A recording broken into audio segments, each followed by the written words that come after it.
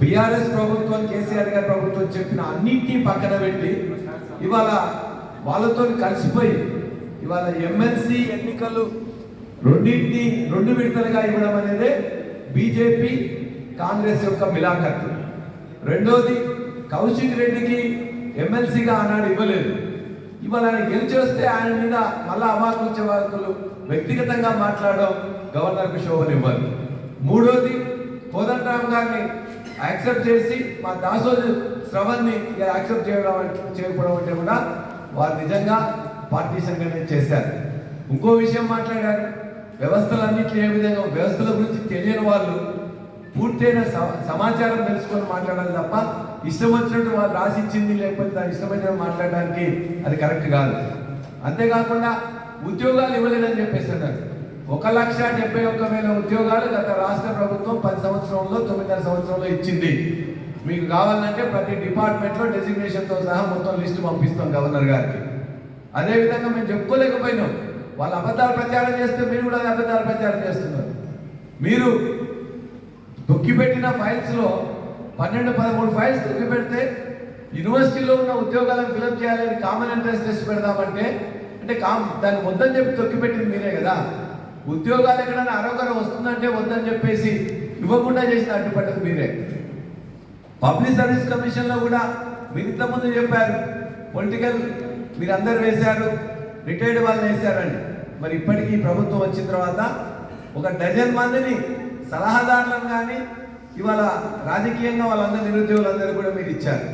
అదేవిధంగా రిటైర్ అయిన వాళ్ళని కూడా మీరు అందరు ఇచ్చారు. పొలిటికల్గా ఇవాళ మీరు చెప్పారు పొలిటికల్గా ఉన్న వాళ్ళందరినీ కూడా ఎవరిని పబ్లిక్ సర్వీస్ కమిషన్ ఇవ్వమని. మరి ఎట్లా ఇచ్చారు? ఇలా పొలిటికల్ యాక్టివిస్టులకు కూడా ఇచ్చారు కదా. అంటే మమ్మల్ని మీద తప్పుపడుతూ మీరు చేస్తున్నది ఏంటి? రిటైర్ అయిన వాళ్ళని తీసుకోవద్దన్నారు, సలహాదారులు వద్దన్నారు, పొలిటికల్గా ఉన్న వాళ్ళని తీసుకోవద్దన్నారు. మరి వాళ్ళే కదా రోజుకోని వాళ్ళు మీరు నింపుతున్నారు. అతి తక్కువ సమయంలోనే 1 డజన్ మంది నింపారు కదా. ఇవన్నీ గవర్నర్ గమనించాలి. గవర్నర్ గారు ఇంతకుముందు యాక్సెప్ట్ చేయకుండా వాళ్ళందరినీ ఇలా యాక్సెప్ట్ చేస్తుందంటే ఇలా కుట్రపూరితం మీ యొక్క మిలాఖత్ అనేది ఖచ్చితంగా అవపడుతూ ఉన్నది. ఖచ్చితంగా గవర్నర్ గారు ఈ విధంగా మాట్లాడకూడదు. గవర్నర్ గారు మాట్లాడదలుచుకుంటే వారు రిజైన్ చేసి బీజేపీ నాయకురాలుగా పోటీ చేసి అక్కడ మాట్లాడాలని చెప్పేసి మేము సలహా ఇస్తున్నాం. అదేవిధంగా కాంగ్రెస్ ప్రభుత్వంలో ఉన్న ముఖ్యమంత్రి గారు అదేవిధంగా మిగతా నాయకులందరూ మాట్లాడుతుంటే నిజంగా మామూలు ప్రజాస్వామ్యవాదులు కానీ మామూలు మనుషులు కూడా అసలు ముఖ్యమంత్రి మాట్లాడాల్సిన భాష ఇదా అంటున్నారు. మరి ఏమేమి మాట్లాడుతున్నారు? బొంద పెడతా, పీక విసుకుతా, చెట్టుకు వేలాడదీస్తా, గోరి కడతా, ఇవన్నీ మామూలు ఊర్లో ఉన్న ఒక కార్యకర్త కూడా అంత దురుసుగా మాట్లాడాడు, అసభ్యంగా మాట్లాడారు, బెదిరించుకుంటూ మాట్లాడారు. ఇలా బెదిరిస్తే బెదిరిపోయే కేసీఆర్ గారు టీఆర్ఎస్ పార్టీ ఆనాడు ఈనాడు టీఆర్ఎస్ పార్టీ ఉన్నట్లయితే అనేక మంది ఇలా తెలంగాణ వచ్చేదే కాదు, ఉద్యమం నడిచేది కాదు. ఈ పార్టీ అనేక మందిని కూడా ఇలా చాలాసార్లు ఓడిపోయినాం, గెలిచినాం. అంతే తప్ప ఇంత దురుసుగా భయపెట్టే విధంగా ఈ విధంగా ఇంకొక మంత్రి మాట్లాడతాడు. కాళేశ్వరం మీద పచ్చి అబద్ధాలు రోజు మాట్లాడుతున్నారు. నిన్ననే పోయి వాళ్ళు మొత్తం ఏమంటారు? కాళేశ్వరంలో 50-60 వేల ఎకరాలు కూడా లేదు అన్నారు. నిన్న కొండా సురేఖ గారు సిద్దిపేటకు పోయి రంగనాయక సాగర్ నీళ్లు ఓపెన్ చేస్తూ 1,20,000 ఎకరాలకు కావాల్సిన నీటిని ఇలా విడుదల చేశాను అన్నారు. అంటే మీ మంత్రి మాట్లాడిన ఇంతకుముందు మాట్లాడిన మంత్రిని తప్ప మీరు మాట్లాడేది మీరు ఇలా నీళ్లు విడుదల చేసింది తప్ప కాళేశ్వరం మీద ఎంత ఆయకట్టు ఉందనేది వారికి సరిగ్గా తెలియదు. ప్రతిరోజు దాని మీద ఏదో విధంగా బెదిరించుకుంటూ ఆ మంత్రి మాట్లాడుతూ ఉంటారు. ఇంకొక మంత్రి రైతు బంధు రావట్లేదని ఎవరు అడిగితే రాని వాళ్ళందరినీ కూడా ఎవరంటున్నా రావట్లేదని కూడా వాళ్ళకి చెప్పుతో కొడతా అని చెప్పేసి అంటారు. ఇంకొక మంత్రి మొత్తం కూడా బట్టలు ఇప్పించి కొడతా అని చెప్పేసి ఇంకొక మంత్రి మాట్లాడతారు. అంటే ముఖ్యమంత్రి కానీ మంత్రులు కానీ వాళ్ళ యొక్క భాష, అహంకారము, భయపెట్టించడము ఇవన్నీ కూడా ప్రజాస్వామ్యంలో నచ్చదు. ఎవరు కూడా పార్టీ కార్యకర్తలు నాయకులు ఎవరికి దీనికి భయపడరు. పార్టీలు అనేది దశాబ్దాలుగా సంవత్సరాలుగా అందరూ అనేక పార్టీల్లో పనిచేస్తున్నారు. అయినంత మాత్రాన మాకు అధికారం వచ్చిందా అని చెప్పి ఇష్టం వచ్చేట్టు మాట్లాడతానంటే చెల్లదు కాక చెల్లదు. ఎవరు భయపడేది ఉండదు. ఎన్నికైనా ఇంకో కార్యక్రమం అయినా మా యొక్క పాత్ర ఏదైతుందో ఖచ్చితంగా బీఆర్ఎస్ పార్టీ పోషిస్తుంది. చివరిగా నా మీద కూడా ఇవాళ అనేక కేసులు పెట్టే ప్రయత్నం చేస్తున్నారు. ఇవాళ పోలీస్ యంత్రాంగము తనలో భాగమైన ఇంటెలిజెన్స్ కలిసి ఒక చోటా నయీంని తయారు చేసిండ్రు. తీన్మార్ మల్లన్న అనే అతన్ని చోటా నయీంగా తయారు చేసి మొత్తం కూడా ఇవాళ మేడ్చల్ కానీ గట్కేసరి కానీ ఆ ఏరియాలో మొత్తం వసూళ్ళకు తెగబడ్డారు. గుండాగాలను పంపిస్తున్నారు. మొత్తం ఎక్స్టార్షనిస్ట్ గా తయారై మళ్ళా ఎమ్మెల్సీ పోటీ చేయాలి కదా అని చెప్పేసి వ్యక్తిగతంగా నా మీద కూడా కక్ష పెట్టుకొని 2015లో నేనే తీన్మార్ మల్లన్నను ఓడించాను. 2019లో ఎమ్మెల్యేగా అక్కడికి వస్తే హుజూర్నగర్లో ఇన్ఛార్జిగా ఉండి ఓడించాం. 2021లో మరలా నా మీదనే ఓడిపోవడం. ఈ కక్షపూరితంగా పెట్టుకొని నా మీద ఏదో అక్కడ భూమి ఇక్కడ భూమి ఎక్కడో ఏదని చెప్పేసి నా మీద కేసులు పెట్టు ప్రతిరోజు ఒక కేసు పెట్టే ప్రయత్నం చేస్తూ ఉన్నారు. ప్రతిరోజు ఒక టీంను పంపించి భయపెట్టించే ప్రయత్నం చేస్తున్నారు. ఎంత బెదిరించినా, ఎన్ని కేసులు పెట్టినా, ఎన్ని అబద్ధాలు మాట్లాడినా చట్టం తన పని ఖచ్చితంగా చేసుకుపోతున్న నమ్మకం మాకున్నది. కానీ పోలీసులు ఇంటెలిజెన్స్ కలిపి ఒక చోటా న్యాయాన్ని తయారు చేస్తున్నారు. ఇది మొత్తం కూడా ప్రజలందరికీ ముప్పు. ఖచ్చితంగా పోలీస్ డిపార్ట్మెంట్, ఇంటెలిజెన్స్ డిపార్ట్మెంట్ కూడా ఆలోచించుకోవాలి. నిజాలు కావాలంటే వాళ్ళని తెలుసుకోమనండి. కానీ వాళ్ళు ఈ చోటా నయీం ఇద్దరు కూడా కుమ్మక్కై ప్రజలందరినీ కూడా పీడించుగా తింటున్నారు, బెదిరిస్తున్నారు. నాలాంటినే బెదిరిస్తుందంటే, నా మీదనే కేసులు పెడుతుందంటే ఇవాళ మిగతా అందరి మీద ఏ విధంగా పెడుతుందో తెలుసు. ఇవాళ ముఖ్యమంత్రి గారితో సహా ఇంతకుముందున్న పాత మన యొక్క మాజీ ముఖ్యమంత్రి గారు కేసీఆర్ గారు కానీ, మంత్రుల మీద కానీ, ఎమ్మెల్యేల మీద కానీ, పార్టీ నాయకులు కార్యకర్తల మీద కూడా అనేక కేసులు పెట్టిస్తున్నారు, బెదిరిస్తున్నారు. ఏది ఏమైనా తెలంగాణ వాదంతో ఈ టీఆర్ఎస్ ఆనాడు పుట్టింది, ఇలా బీఆర్ఎస్ గా ఉన్నది. తెలంగాణ ప్రజలకు సేవ చేయడానికి ఆ రాజ్యాంగంలో ఉన్న అంశాలను రక్షించడానికే గవర్నర్ వ్యవస్థ ఉన్నది. ఆ రాజ్యాంగంలో పొందుపరిచిన అంశాలను కాపాడడానికి రాష్ట్రపతి గారు ఉన్నారు. రాష్ట్రపతి గారైనా గవర్నర్ అయినా వీటిని కాన్స్టిట్యూషనల్ పోస్ట్ అంటారు. కాన్స్టిట్యూషనల్ పోస్ట్ అంటే అర్థం ఏంటి అంటే కాన్స్టిట్యూషన్ పరిరక్షించాలి, రాజ్యాంగంలో పొందుపరిచిన అంశాలను పరిరక్షించాలి, రాజ్యాంగ విలువలను కాపాడాలి. ఆ మౌలికమైన అంశాన్ని గవర్నర్ గారు మర్చిపోవడం అంటే ఇలాంటి వాళ్ళందరినీ తీసుకొచ్చి గవర్నర్లు చేస్తే ఎట్లా ఉంటుందో ఇప్పుడు మనం చూడవలసి వస్తుంది. కనీస పరిజ్ఞానం లేని వాళ్ళు,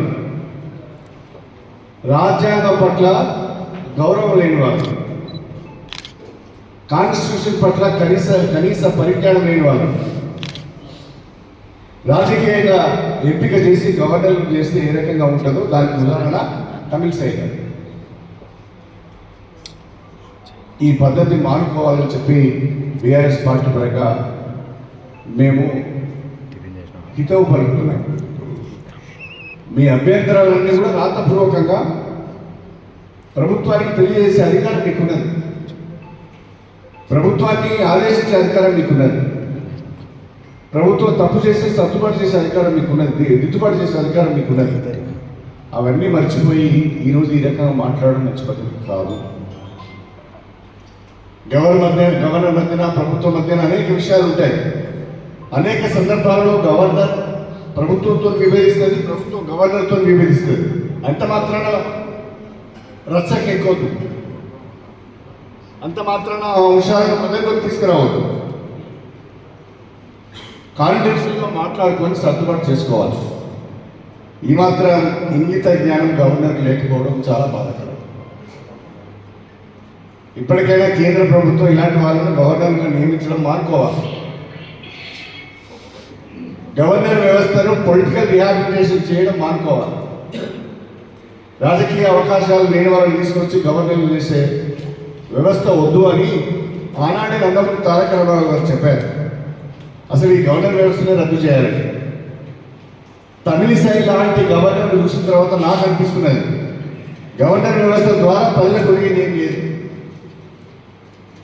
ఎవరికో ఒకరికి ఉద్యోగ అవకాశం కల్పించలేదు తప్ప అంతకంటే ప్రజలకు వాళ్ళ ద్వారా ఒరిగేది ఏం లేదు. కాబట్టి గవర్నర్ వ్యవస్థను రద్దు చేయాలని చెప్పి నేను కూడా డిమాండ్ చేస్తున్నాను. ఆనాడు నందమూరి తారక రామారావు చెప్పారు, ఈరోజు నేను చెప్తున్నాను. ఇలాంటి గవర్నర్ ఉండడం కన్నా గవర్నర్ వ్యవస్థ లేకపోవడం మంచిదని అభిప్రాయం. గవర్నర్ వ్యవస్థ ఆ రాష్ట్ర అభివృద్ధికి ఉపయోగపడాలి, ఆ రాష్ట్ర ప్రజల జీవితాలలో మెరుగుపరిచే విధంగా ఉండాలి, వాళ్ళ సమస్యలు పరిష్కరించే విధంగా ఉండాలి. అందుకు ఏమాత్రం తోడ్పడిన గవర్నర్ వ్యవస్థ దేనికి అనవసరమైన ఖర్చు తప్ప ఒరిగేది ఏమి. తమిళిసై గారు బేషరతుగా తన మాటలను వెనక్కి తీసుకోవాలని చెప్పి నేను కోరుతున్నాను, డిమాండ్ చేస్తున్నాను. ఇది మీకు శోభనీయది. గవర్నర్ పదవిలో ఉండి ఈ రకంగా మాట్లాడడం సరైనది కాదు. ఇది మీకు శోభనీయది. గవర్నర్కు మంచి పేరు తెచ్చే మాటలు కావు ఇవి, వ్యవస్థకి చెడ్డ పేరు తెచ్చే మాటలు. కాబట్టి తక్షణమే మీరు మీ వ్యాఖ్యలను వెనక్కి తీసుకోవాలని చెప్పి నేను డిమాండ్ చేస్తున్నాను. 420 హామీలలో 420 హామీలలో 2 హామీలు నెరవేర్చాలని చెప్పుకుంటున్నారు గొప్పగా. ఒకటి ఉచిత బస్సు ప్రయాణం, రెండవది వైద్య ఖర్చులకు దాని పరిమితిని 10 లక్షలకు పెంచామని. మేము మొన్న లెక్క చేస్తే వాళ్ళు వివిధ డిక్లరేషన్ల సందర్భంగా యూత్ డిక్లరేషన్ అని, ఎస్సీ డిక్లరేషన్ అని, బీసీ డిక్లరేషన్ అని, రైతు డిక్లరేషన్ అని, మహిళా డిక్లరేషన్ అని అనేక డిక్లరేషన్ల సందర్భంగా వాళ్ళు ఇచ్చిన హామీలు, ఎన్నికల సందర్భంగా కాంగ్రెస్ పార్టీ అభయహస్తం పేరుతో మేనిఫెస్టోను ప్రచురించింది. ఆ మేనిఫెస్టోకు అభయహస్తం అనే పేరు కూడా పెట్టుకున్నారు. ఆ అభయహస్తంలో ఇచ్చిన పొందుపరిచిన హామీలను అన్నింటినీ లెక్క పెడితే 420 హామీలు లెక్కకు వచ్చాయి. 420 హామీలు వచ్చాయి. అందులో 2 మాత్రమే నెరవేర్చారు. ఇంకా 418 హామీలు మీరు అమలు చేయవలసి ఉన్నది. మీకు సమయం మీరు అనుకున్న ప్రకారం, మీకు చెప్పిన ప్రకారం మీకు 50 రోజుల సమయమే మిగిలి ఉన్నది. దాన్ని మాత్రమే మేము గుర్తు చేస్తున్నాం. తెలంగాణ ప్రజలను మోసం చేసి మభ్యపెట్టి అమలుకు వీలు కానీ ఆచరణ ఆయన ఏం మాట్లాడుతున్నాడు?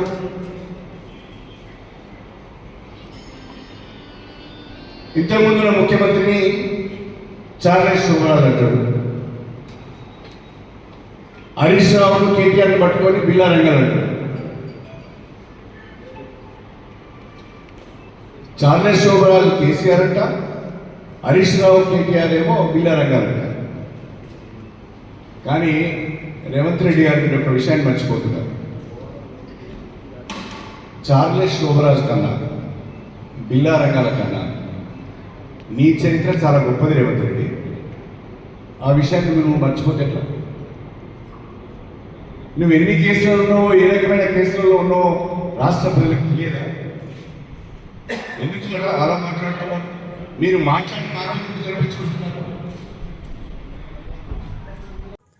అతి తక్కువ సమయంలో మీ వ్యాపార సామ్రాజ్యాన్ని పెంచుకోవాలనుకుంటున్నారా? తక్కువ ఖర్చుతో ఎక్కువ పబ్లిసిటీ చేయాలనుకుంటున్నారా?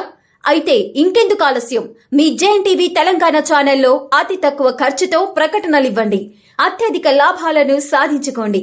వ్యాపార, వాణిజ్య, పాఠశాలలు, వైద్యశాలలు, హోటళ్లు, వస్త్ర దుకాణాలు, అన్ని రకాల వ్యాపార ప్రకటనల కొరకు సంప్రదించండి. మా phone numbers 8558288081, 9247896607. Hi! Subscribe to JNTV Telangana. Don't forget to like the video, and to get the notification of a video, hit the bell icon.